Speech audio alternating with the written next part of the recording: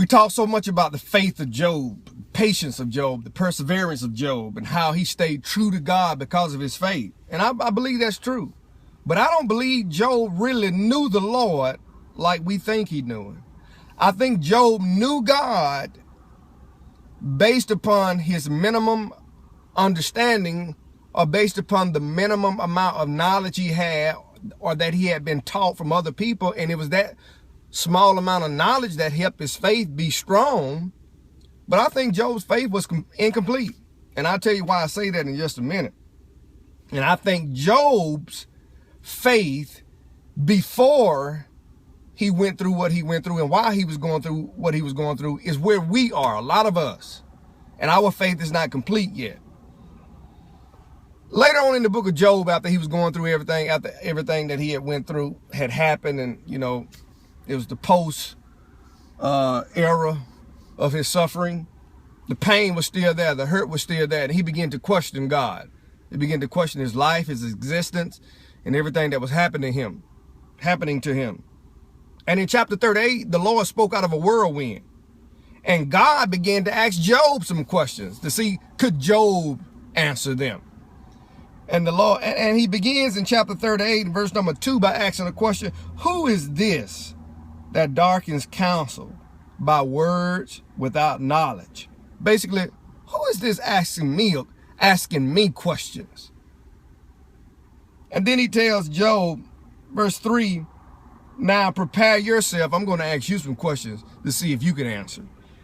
And he starts by looking at the earth and the universe and everything in it. And he begins to ask Job all these questions. Where were you when I laid the foundation of the earth? Where were you when I created the sun, the moon, and the stars? Where were you when I set the sea in motion? Where were you? Or can you explain how the rain falls to the earth, disappears again back into the heavens, and then falls back again? Can you explain that, Job? He goes on to chapter 39, asking him about all these different types of animals. Job, can you explain this particular prey? Job, can you explain how this animal functions and how this animal takes care of its young? When you get to chapter 41, he begins to look at what I believe are dinosaurs, the Leviathan and the Behemoth. He said, you look over there at that animal right there. You see how big that animal is, Job? Can you explain how he functions? Can you explain where he gets his meal? Can you go out there and attack him? Can you kill him with a mere spear, Job? So God asked Job all of these questions. And when you get to chapter 42, here's the key. Verse 1, watch this. Then Job answered and said, I know you can do everything, Lord, and that no purpose of yours can be withheld from you. You ask, who is this who hides counsel without knowledge? Therefore I have uttered what I did not understand, things too wonderful for me, which I did not know. Job said, I shouldn't have asked that question. I didn't realize how much I did not know. Now that you've shown me all of this stuff that you created, Lord, these things are too wonderful for me to really fully grasp and understand. Verse 4, Job said to the Lord, please listen and let me speak, Lord.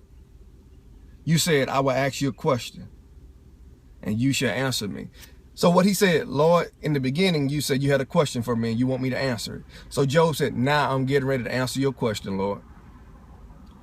Watch what Job says in verse 5. Job 42 and 5.